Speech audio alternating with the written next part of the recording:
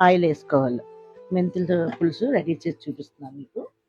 పెట్టుకొని మనం ఉంచుకొని ఆయిల్లోని మెంతులు వేస్తాం కదా, నానబెట్టిన మెంతులు నానబెట్టుకోవాలి. 1 గంట నానబెట్టిన తర్వాత ఆయిల్లోనే ఆ మెంతులు వేసేసి 10 నిమిషాలు కొంచెం వేపుకోవాలి. మనం బాగా వేపుకోవాలి. మెంతులు పులుసు అండి ఎప్పుడైనా ఎండాకాలంలో చేసుకుంటే మనకు చాలా చల్లదనం, చాలా మంచిది కూడా ఆరోగ్యం.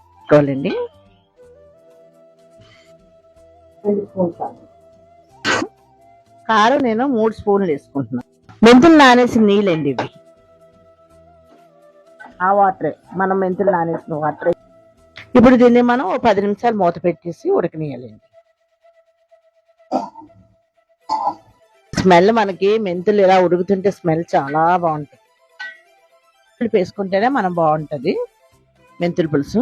చూడండి, చిన్న బెల్లం ముక్కండి, కొత్తిమీర, ఒక 10 మినిట్స్ మరగబెట్టుకుంటే సరే. సూపర్ అండి. ఇది మనం చల్లారేక తింటే ఇంకా చాలా బాగుంటుంది. 3 రోజులు ఉంచుకోవచ్చు.